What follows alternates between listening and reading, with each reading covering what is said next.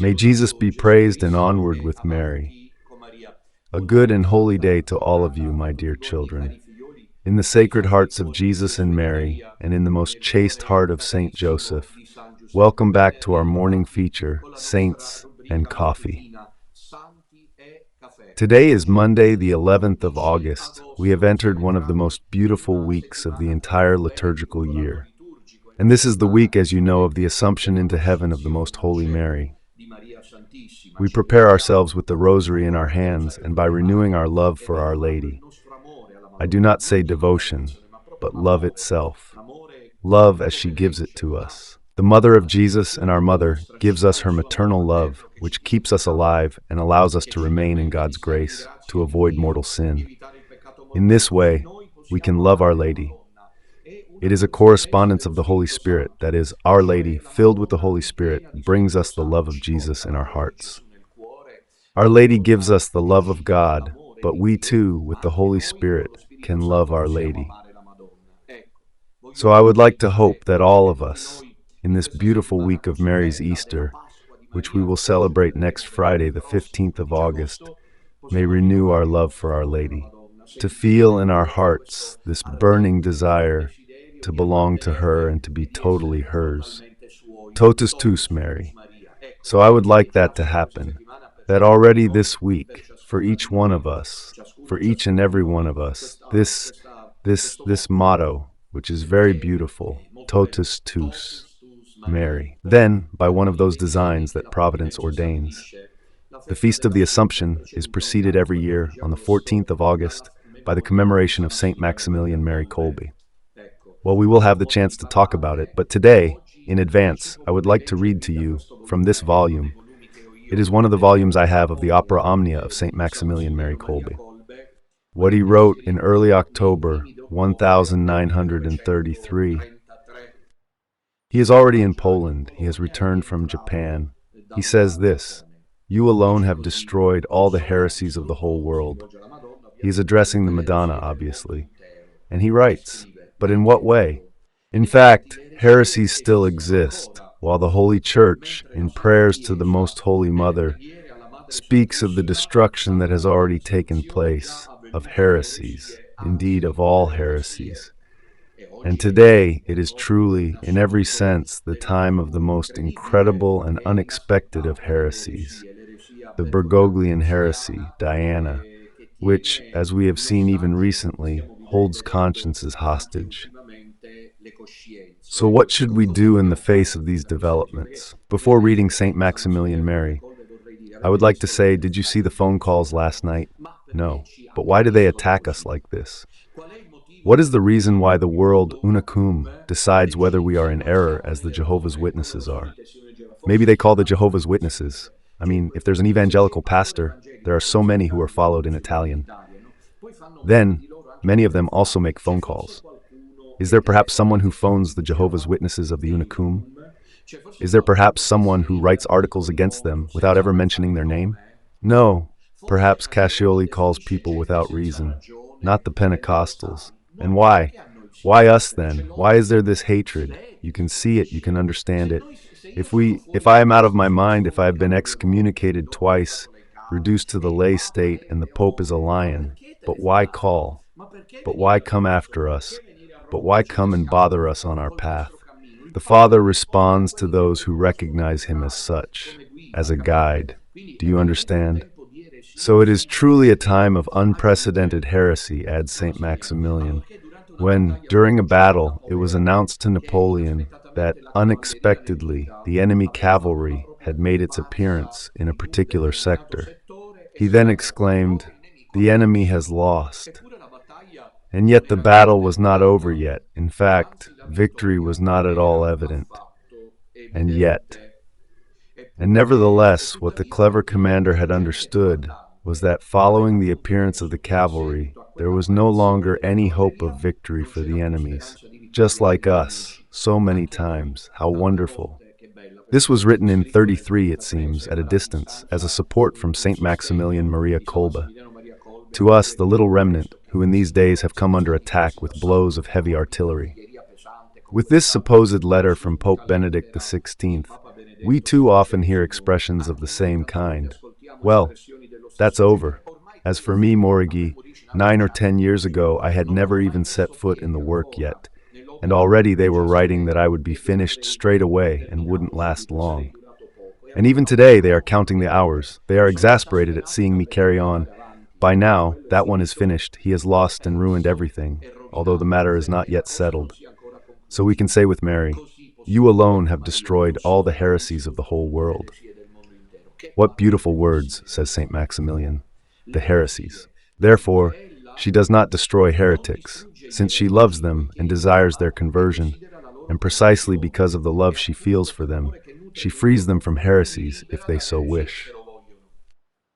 So you have destroyed them then. You have not just reduced them, weakened them, but you have completely removed them. And this is a matter entirely of Mary. How do they know this? Because by now, the Madonna, if they want to know, the one who is a false prophet, as Cascioli says, let them know that the Madonna has them, writes about them, sees them together with the heretics. One does not make any difference. Saint Maximilian says not only does she diminish heresies, she has completely removed them, destroyed them in such a way that not a trace of them remains behind. Which ones? All of them? All heresies, without any exception whatsoever then. And where? In the whole world. With joy. So let us remember these powerful words. You alone have destroyed all heresies throughout the whole world. The second volume of the writings which I possess, to the great satisfaction of Saint Maximilian Kolbe. So here we are. Let us begin this week, as we were saying, a week that is liturgically and spiritually intense, because we are preparing, with the rosary in hand, for the feast of Our Lady of the Assumption next Friday. I would also like to remind you of the precious appointments of the week. As you know, Radio Domina Nostra does not take a holiday.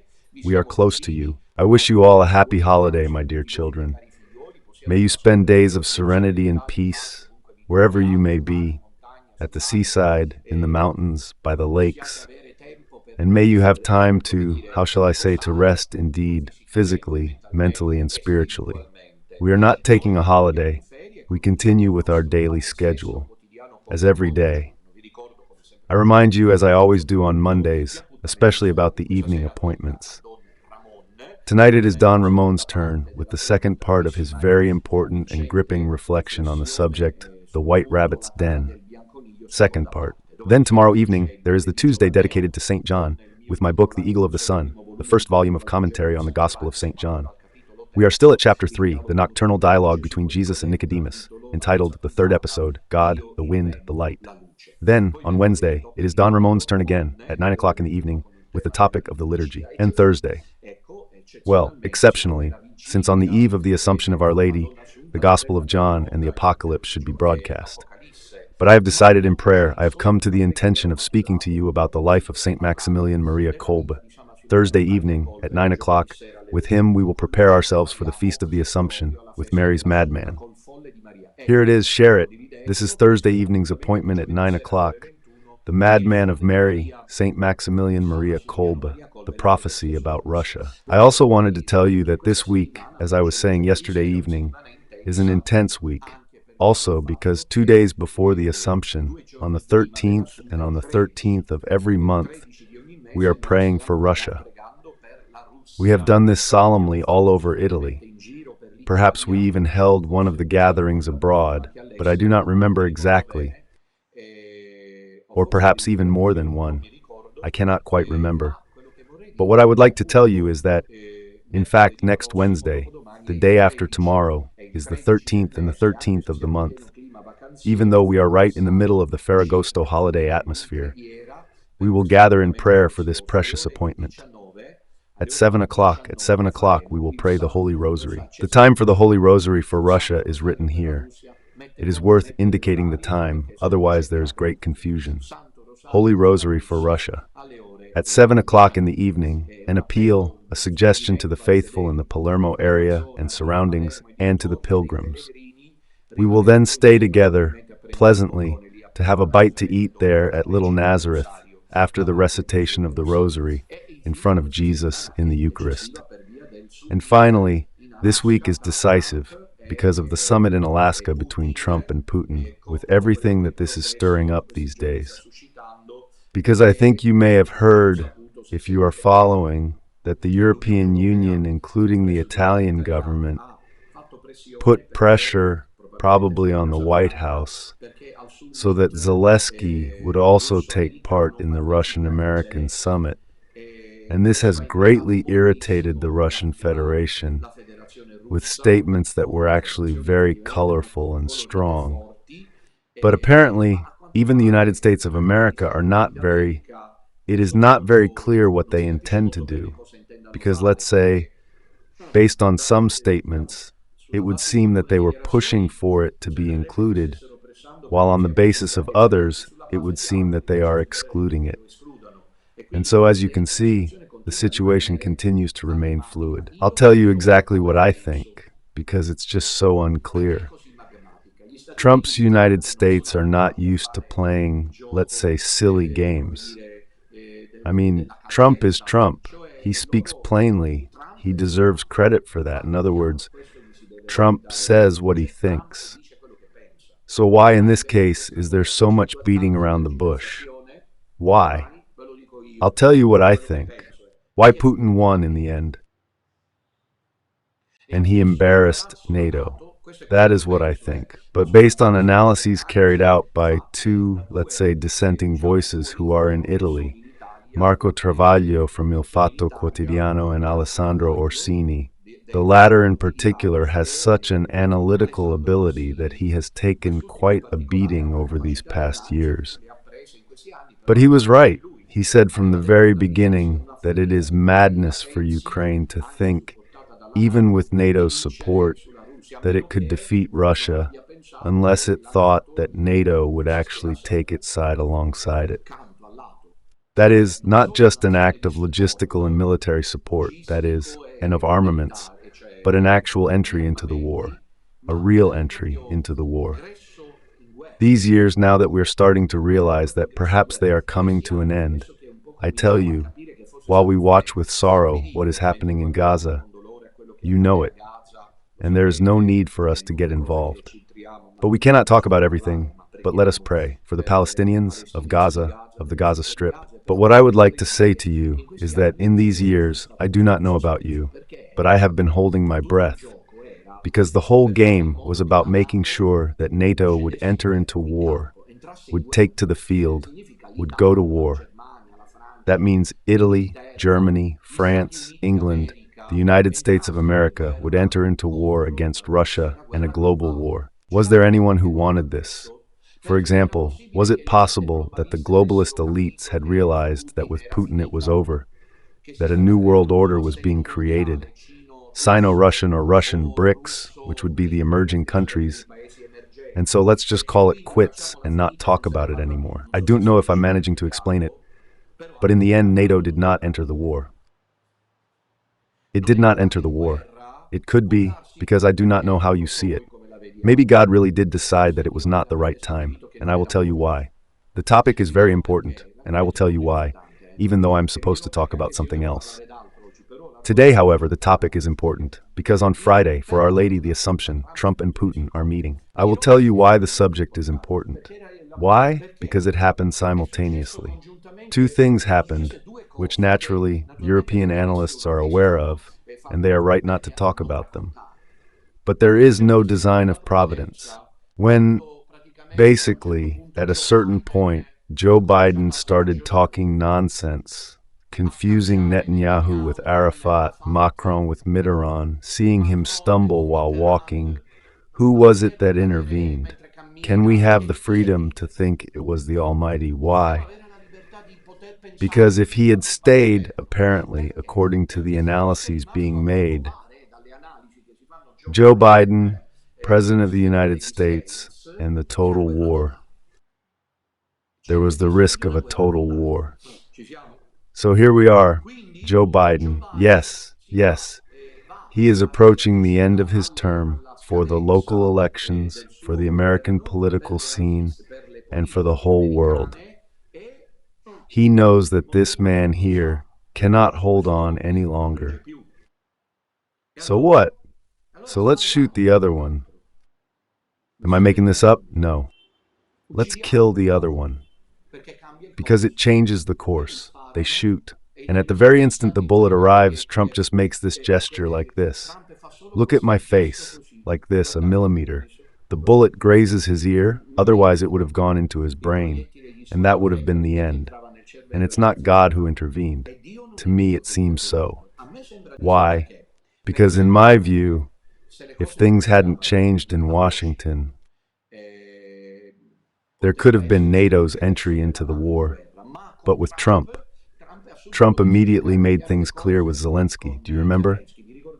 He brought him to the White House, sat like a cowboy, and told him, listen, this war is over. That's more or less what he told him. Do not think that we can keep giving you weapons forever. So NATO knows that the Allied European forces know that if there are no, American weapons. Do you understand? From what I have seen and from what, I am not an expert. I am not a geopolitics expert. I try to keep myself informed. I see the hand of God in this. Never ever would it have been imaginable on the 15th of August, 2025, that the President of the United States of America would meet with Putin was a wall worse than the Berlin Wall. With Joe Biden, there was no dialogue, there was no attempt. Instead, the Trump White House has been working on this for quite some time. And they managed it, I must say. They managed to involve Putin because both of them are sovereigntists. You understand what I mean? Very interesting. And here I see how God truly guides history, because I believe that if the plan was for NATO to enter the war, if NATO entered the war, it would have been total war. So then let us pray the Holy Rosary a great deal, because I, who am not a politician, know nothing about politics. I am just a poor priest and theologian. However, I say this to you, and I conclude this extensive page of this week, to which of course we shall return, and how everything has changed in a single instant. Until yesterday, Putin was treated as a war criminal. Even today, even in Italy, there are those who feel the need to emphasize that Putin attacked a sovereign state like Ukraine. These are matters that concern political historians. What we can say is that it has changed. Now everything is changing. Everything. The war in Ukraine, if Ukraine had won it and Russia had lost, they would have carved it up, and who knows how it would have ended, like former Yugoslavia. But Russia is not former Yugoslavia. I say this with all due respect. Russia is Russia, and everyone is reckoning with Putin's Russia, aren't they? Starting with Trump, who, as they predict, will deal with him as he has done with other heads of state, always wanting to show a certain superiority. You will see that the summit will provide for a relationship between two parties, that is, an equal one, because Russia is Russia. And I'm not even referring because I listened to various things yesterday. I'm doing this for you as well to keep you informed. These various remarks regarding Russian nuclear power. A serious analyst said that Russia is not feared because it has an arsenal of 1,500 nuclear warheads, while Europe as a whole does not even reach 450. Isn't this the reason why Russia is now feared? No, because you see, when you from France, drop an atomic bomb, and you just have time to launch one from Moscow to Paris, and the world is finished. You do not need more than 1,500 nuclear warheads. It is mere muscle flexing. Once the arm wrestling starts, it is over for the whole world. Do you understand? So it is not because of this, in my opinion. Maybe also, but in my view, the main reason, which is the one that Putin emphasized, and that the Russian people are a people who love sovereignty. I listened to the statement of an Italian, and 20 years ago, I listened to many of them in these days, and I invite you to do the same. Do not let your mind become lazy, because the mind nourishes the conscience. I also find around me, and I pray that it does not happen, spiritual sons and daughters, far too lazy, recite the rosary. They stand before Jesus in the Eucharist, for goodness sake, but one needs to know how things really are. I listened to an interview with an Italian who in the early 2000s left Italy to go and work in Russia. Listen to this. And he recounted, he says, when I arrived in Russia, he says, the restaurants, since there are many, are also in Moscow. Italian ones. Well, just like everywhere in the world, Italian cuisine. So at a certain point, Chechen mobsters would come in who would openly collect protection money with rifles, weapons of that sort. We were in Moscow then. And he says when the Yeltsin government ended, Putin came in. He says now I continue to live in Moscow because he worked as a correspondent. He paid from Moscow, this Italian guy. He says now Moscow. And do not believe the propaganda they feed you in the West. Moscow, he said, is an extremely clean, very safe and beautiful city, he said. Life is good in Moscow. I invite you to come and see what Moscow is really like, because there is Putin, whom the people love. He is not a dictator as they want you to believe. He's someone who's a nationalist, which perhaps would suit Italy. Do you know who he is? He is a sovereigntist, and in this he is very similar. So let us pray a lot in these days. Oh, my dear ones, while the Third World War apparently is not being declared, therefore help us financially, because since it was almost coming to an end for all humanity, he said he would no longer ask for help. But instead, since it seems we expect that we still have to live together for a while, all of us, I beg you. It's August, don't leave us stranded. If you can, help us. There it is. They review the channels through which you can help us. Well, let's move on to today's episode, to today's window. Of course, I remind you that at 5 o'clock I pray the rosary, and then after Mass there is always around 6:30 the flame, the chaplet of the flame of love of the Immaculate Heart of Mary. I was telling you that last night there was the episode The Father Answers, and for the umpteenth time, do you notice this? I am not free to be able to do an episode with my own people, with my own crowd, because the Unicum have to intervene. It's the first time like last night's. No, it's not the first time. They call, they take over, they want to take all the time. They attack, and that's what they do. They are rude because they enter someone else's home, demanding to be in charge. And they want to know. They want to know from me who my guide is in the external forum. But what does that even mean? Do you realize the level of hatred we are dealing with here? Why this hatred? Because the letter scheme, since they've been following me, did not work for them. It is not even important to know whether it is true or not. The way this card was played, they turned out to be trivial, ridiculous. The match is over. There's no need to talk about it any longer. We have won. They fired heavy artillery shots, and we stayed in the trench fighting for 3 or 4 days. I've been pestering you with catechesis at Saints and Coffee in the evening, in the afternoon during the homilies. Even yesterday, in the homily, by the way. And the homily I gave yesterday morning at the 10 o'clock Mass is always available. It's entitled Tears and Prophecy. There it is, you can find it available. And that is an excellent summary of what has happened in these past few days. However, what I would like to say is that they come here to bother us. We do not do that with them. For example, we talk on our own channel. Is that right or not? I would never dream of calling or writing or bothering them. What do I know? Cascioli, or the big shots, or the small fry, because I do not even take any notice of them. I only respond to them when they openly come at us. Because clearly, it has been revealed that, and here I get to the point, that the project was a maneuver. The letter was not important to them. For them, this world, one with everything, heading for total ruin and without God. They are declared atheists because they turn it into a religion without God and a church without Jesus Christ, the one in which they live. The declared project was what? To turn over a new leaf. Do you remember that I told you about it in advance? And then yesterday, Saturday morning, the unattainable. Cascioli was forced by pressure from the readers to clarify it. It must have cost him more than words can say, because he had to find a reason. About why, as his readers asked him. But excuse me, Dr. Cascioli, everything is fine, everything is right, everything is holy, but there's one thing we would like to understand, something reasonable, something human. And because after 11 years, it's obvious that he was flooded with letters, and so he was forced on Saturday morning to clarify. And he finally clarified what I had said the day before. That is, that they were doing all this for what I have called self-regulation, pretending that Bergoglio is no longer there. It was a Bergoglian spring. Bergoglio is finished. Now there is Pope Leo, who is no longer the one Cascioli begged not to be sent away from the Vatican for alleged cases of covering up sexual abuse.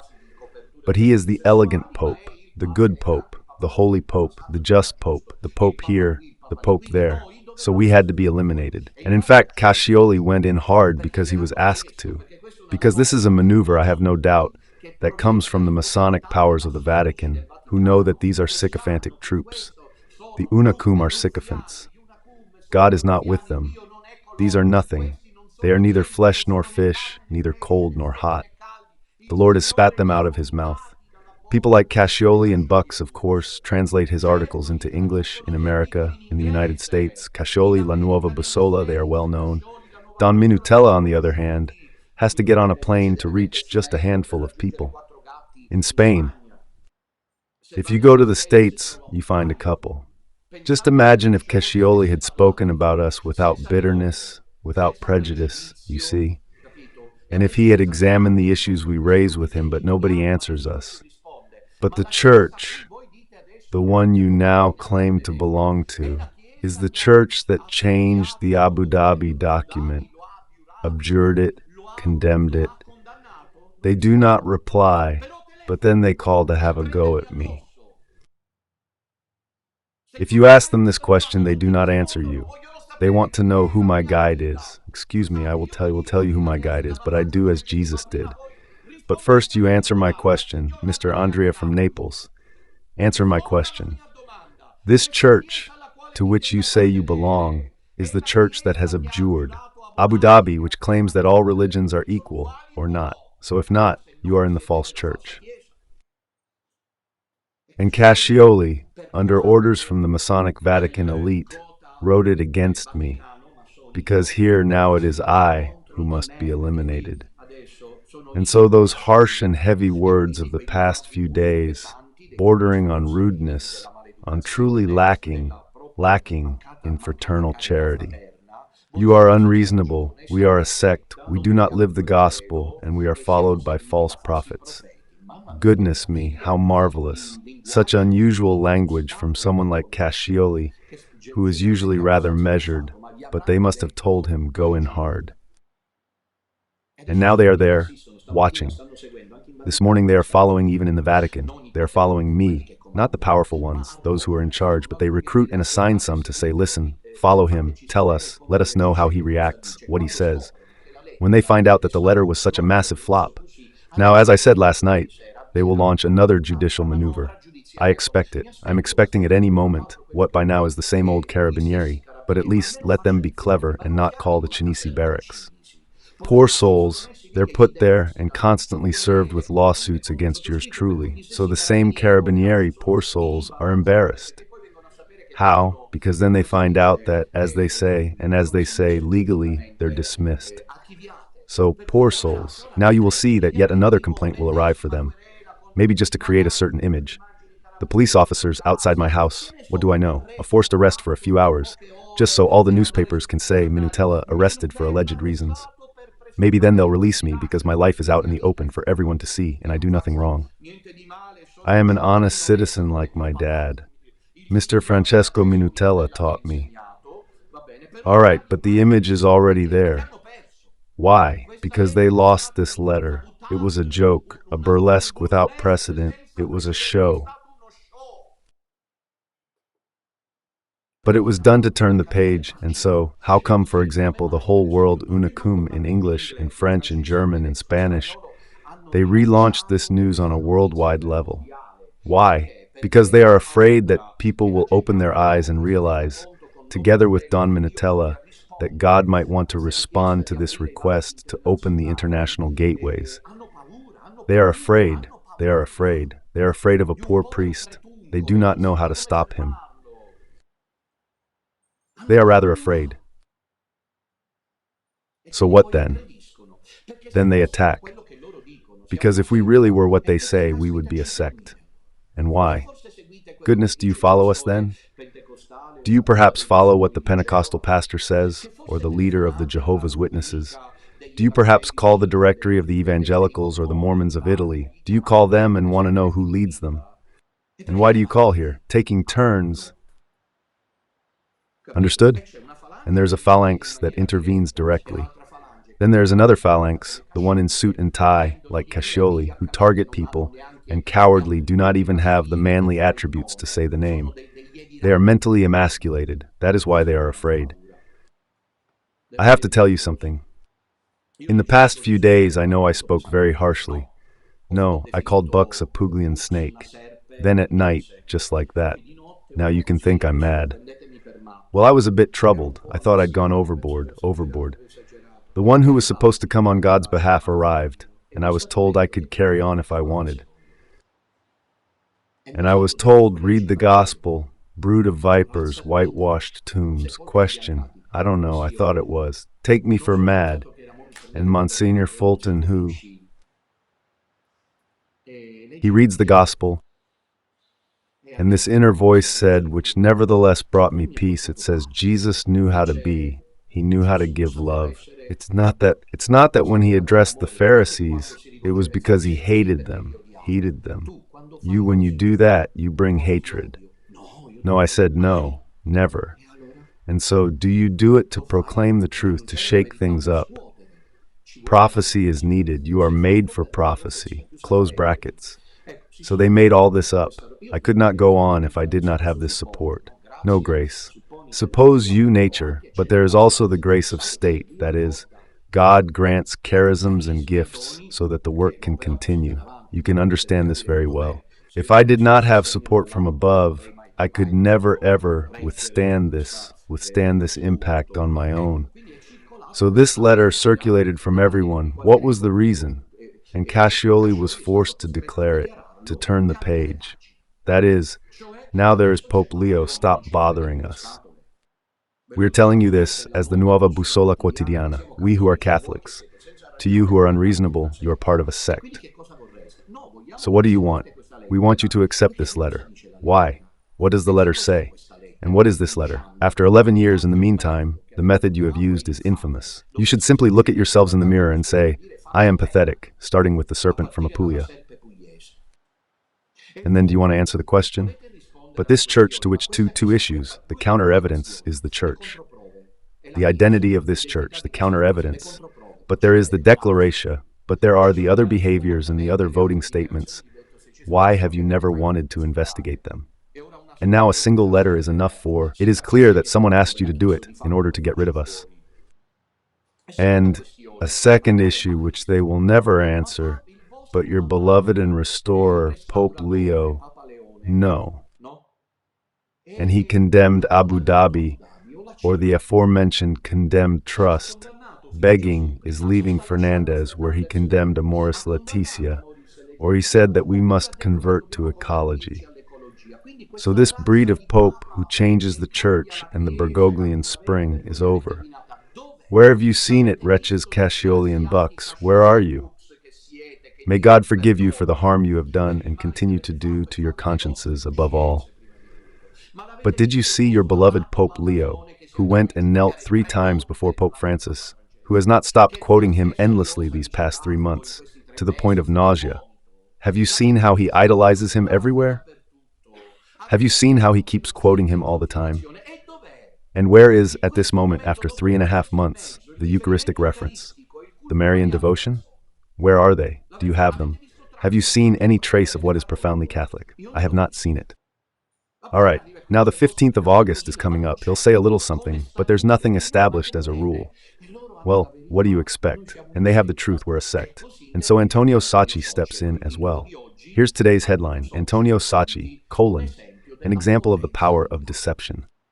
It's obvious that among the audience, isn't it, these poor souls who believe that the church has finally changed, that we are witnessing with Pope Leo a plan to forget about Pope Bergoglio, because he is doing it little by little. In the meantime, he has mentioned Abu Dhabi. But, excuse me, if you do it little by little, you cannot mention it, the document. At most, you proceed without naming it.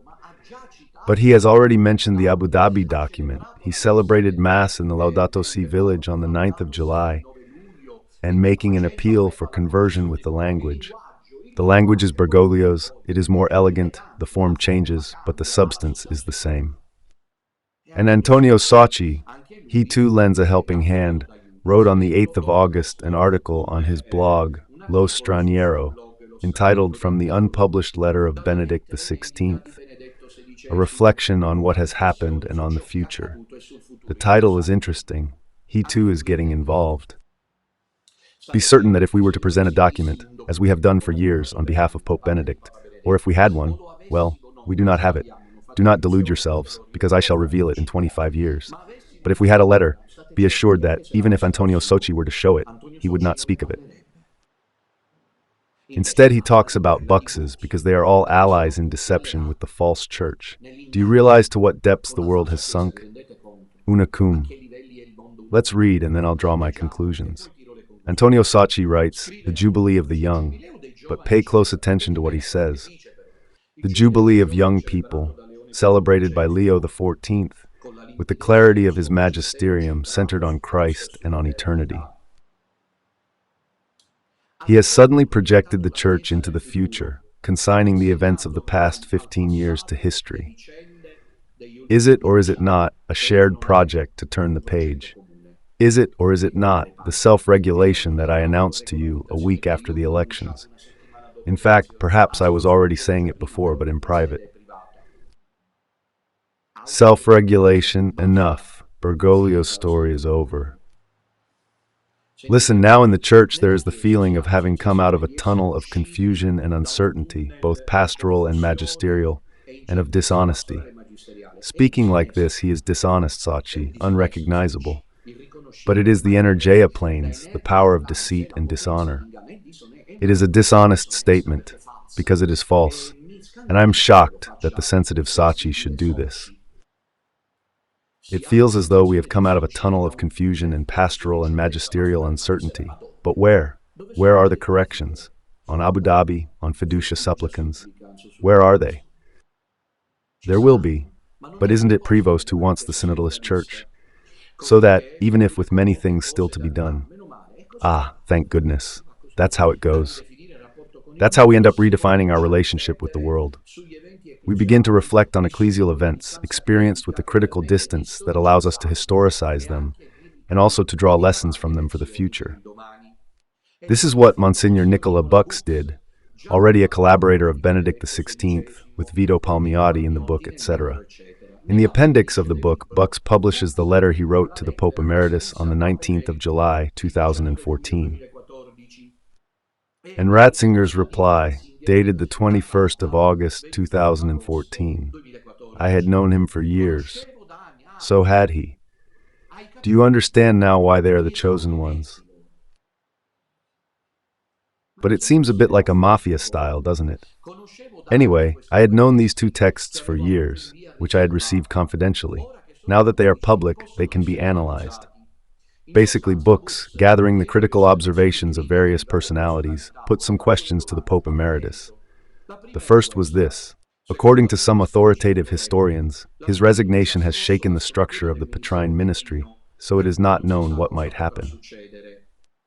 It was not about the right of a pontiff to resign, which is obvious, but about the reasons, which did not seem to be the serious ones envisaged, did not seem to be provided for by canonical literature.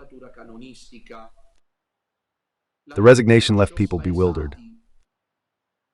The second question was this. According to other theologians, she cannot consider herself to have renounced only the exercise of the ministry, and not also the munus, because this risks a schism, nor can she dress as pope if she is no longer so. Then Bucks explained that, for many canon lawyers, it was necessary to clarify what legal status the pope had. The emeritus papacy, moreover, had been the director of the Vatican press office. What time is it? Father Federico Lombardi, to announce that after the resignation, he was to be called His Holiness Benedict XVI, Pope Emeritus. He did so on the verbal instruction of the Pope's secretary, Monsignor Gavin. They do not understand either, blinded as they are, that by bringing these things up again after 13 years, all they do is make the great question even more tangled. I do not know if I'm making myself clear. There is a psychologist, a team of psychologists, if they were to examine this affair. They would say, yes, Minutella is right indeed. That is, to bring up again after 13 years, popes who have died because they waited for Benedict to die and for him to create this, meant that Bergoglio also remained. They analyzed as those in charge, they understood that it could be useful to them. And so they published the letter. My goodness, what evangelical rigor, the love for souls, the love for truth, truly most praiseworthy. In order to avoid pointless arguments, in fact, even our Lord did not argue with the Pharisees. How good you are, how good you are, how kind you are. He did not say that. No, he said, brood of vipers and whitewashed tombs. This does nothing but thicken the problem. It does not solve it. Also because in the second question, for example, A. Books asks Benedict XVI, why do you still dress in white? Maybe he took off the white robe, or maybe he did.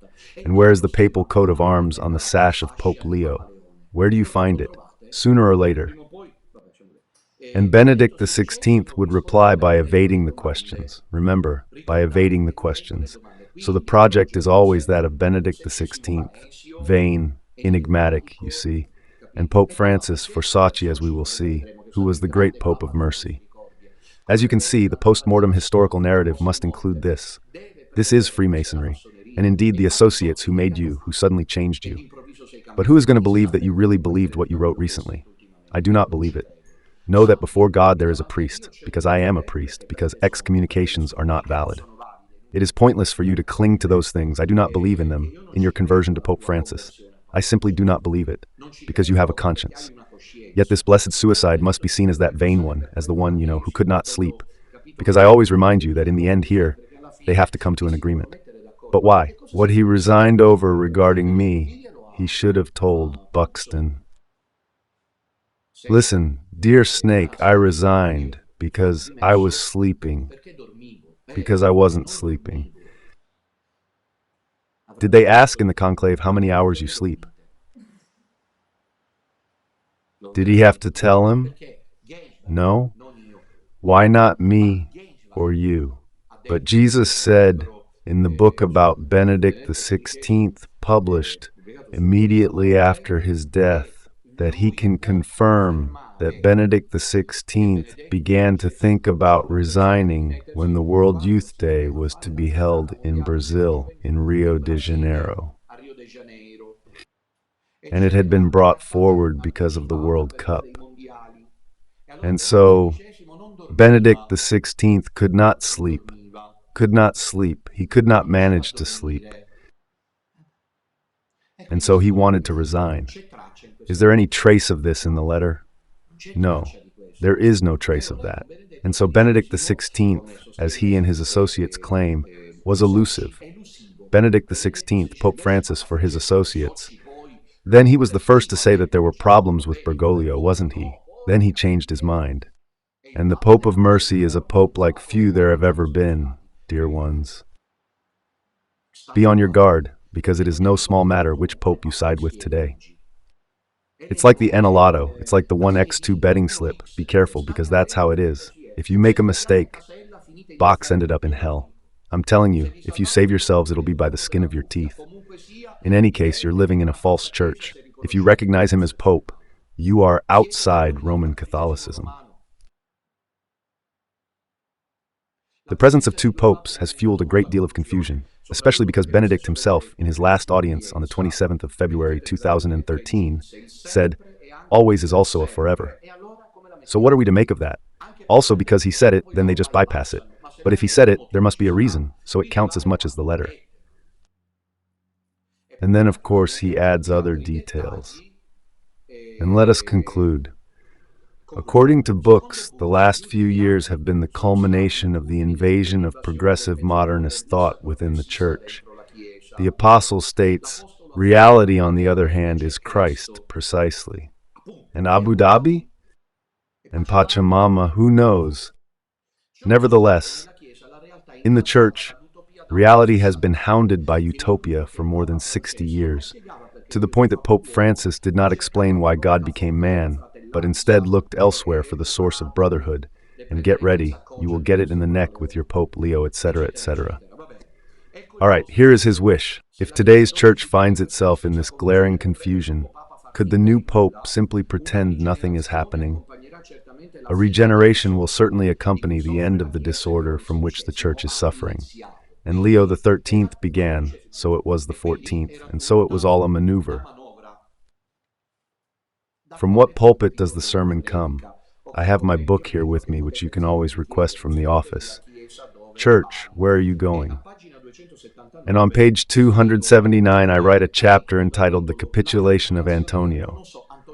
Antonio Sacchi, a warning to everyone. I'll read, and I must only read because I have finished. The Tuscan journalist. I wrote this in 2024. 23, perhaps 23. No, 24. The Tuscan journalist Antonio Sacchi was the first, at least in Italy and perhaps in the world, to be perplexed by what was happening between February and March 2013.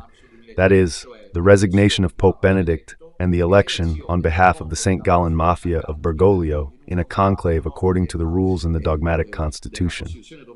Universi Dominici Gregis, null and invalid, invalid and therefore null. Also because if Benedict XVI, as he was the Pope, then by the 20th of January 2023, the doubtful cardinals should have done something. And they did nothing. Instead, they entered the conclave to elect and appoint. On this subject, I would like to say to you, have you understood now what Scianchi's position is? I struggle to understand it myself, but it's a cum excepta pre and post. But what does that even mean? Let's see how it goes, and let's wait, just as we keep waiting. But is this turning into a joke? We wait to see if the Pope, and in the meantime, the people who go to Mass, who do they go with? Where do they go? Could it be that Don Minutella, and the one chosen to show the right path, because the mess is absolute? But let's get back to Sacchi. In a first book, it is not Francis, the Church. In the Great Storm 2015, Sacchi suspected the invalidity of Bergoglio's election, so he already suspected in 2015 due to the violation of certain rules. A thesis that he will later actually abandon, according to which the election of the Argentine prelate, which took place at the 5th ballot, is null, pursuant to number 63 of Universi Dominici Gregis, which provides for only 4 ballots, not 5. Thus, in fact, one incurred excommunication and invalidity, according to number 76 of the same constitution, which states, if the election were to take place otherwise than as prescribed in this constitution, or if the conditions established here were not observed, the election is thereby null and void, without any declaration to that effect being necessary, and thus it confers no right whatsoever upon the person elected. These things were commented on by Antonio Sacchi in 2015. The suspicion was also raised by the Argentine journalist Elisabetta Piqué, who, gathering the anonymous confession of a prelate, claimed that in the 4th vote on the 13th of March 2013, the ballots counted by the cardinal scrutineer were not 115, but 116, therefore one more, probably because one of the cardinals. You see how God intervenes without anyone noticing. He had placed next to the name of his chosen candidate inside the ballot box, a blank ballot. It is something that can happen, and that in the end leads to a 5th vote being started, something not foreseen by the rules, while the slips of paper are quickly burned. What had happened? Perhaps a candidate other than Bergoglio was in the lead. Of course, we can say it too. These are suspicions. In any case, it is true that the final smoke signal, the one in 2013, kept everyone waiting for a very long time and following a 5th ballot not provided for by the rules, without the reason ever being known, perhaps precisely in order to repeat the vote. It is objected that none of the cardinal electors have ever raised the doubt, but they know, at least those who are obviously not complicit, that the Constitution Universi Dominici Gregis stipulates that there should be no declaration, that is, no declaration should be made, and therefore they may simply have complied with this rule. In a second volume, then, Sacchi returns to the subject, published in 2018, entitled The Secret of Benedict XVI. Why is he still Pope? But he has it in his library, Sacchi. But how does he look at those volumes? Oh, for heaven's sake, of course, one can change one's mind, but reasonably speaking, Sacchi goes even deeper because he argues that there was no renunciation of the papacy by Benedict XVI. So he gets to the heart of the matter, to the crux of the problem. He writes in his book, it's clear, this Sacchi, that although a relative renunciation of the papacy was made, of what kind? He, this Sacchi, in 2018, meant that Benedict remained still Pope. Sacchi in 2018. He intended to remain Pope, albeit in an enigmatic way and in an unprecedented form, which has not been explained. Even when Cardinal Cordero de Montezemolo suggested to the Pope a coat of arms appropriate to the status of Pope Emeritus, Ratzinger politely declined the proposal, keeping his own coat of arms, that coat of arms which does not appear on Bergoglio's sash or on those of the prelates.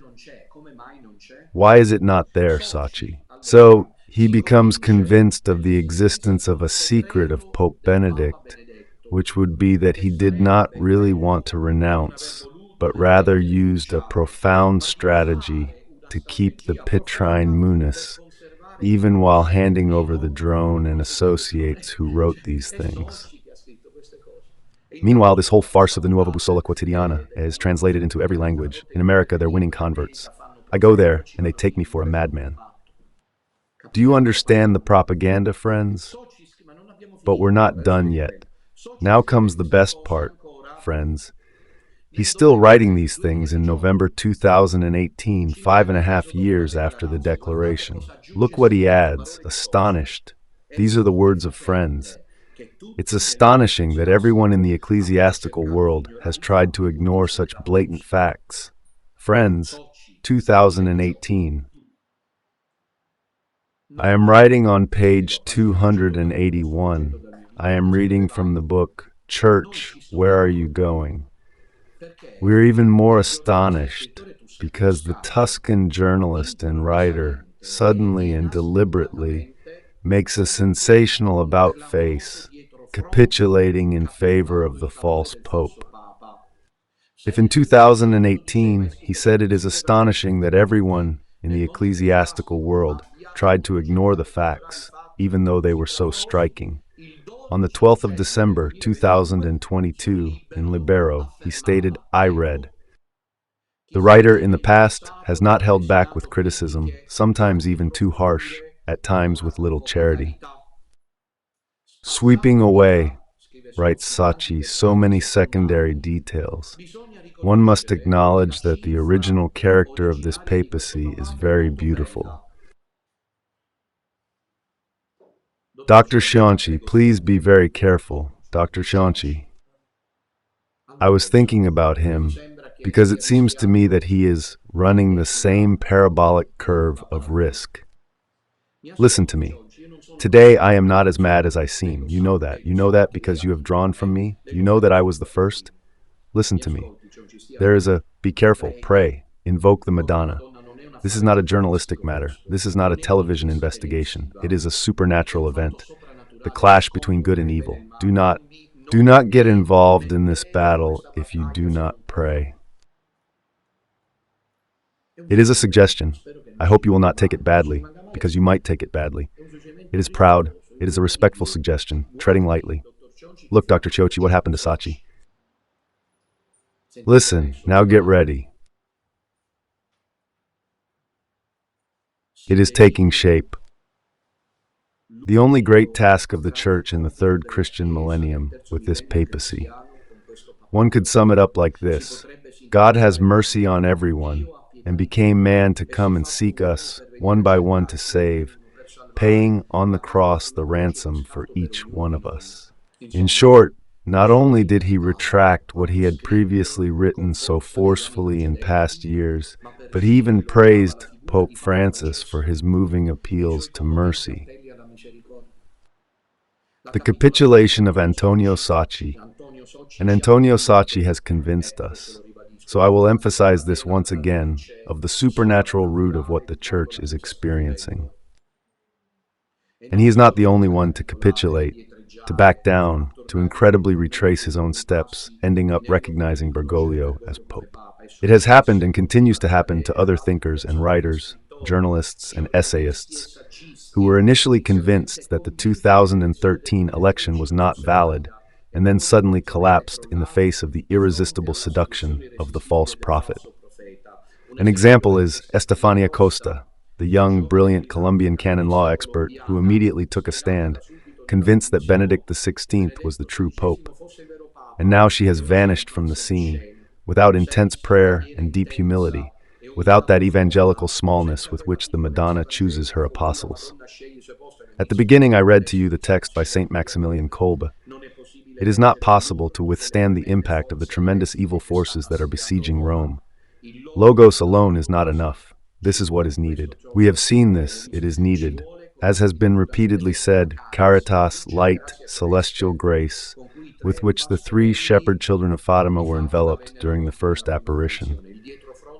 Sacchi's about-face, who now rejoices over the letter that De Benedetto already knew about to Bux. Sacchi's about-face in past years is a warning to remain vigilant and to resist, because the power of deception is right outside our door and just around the corner.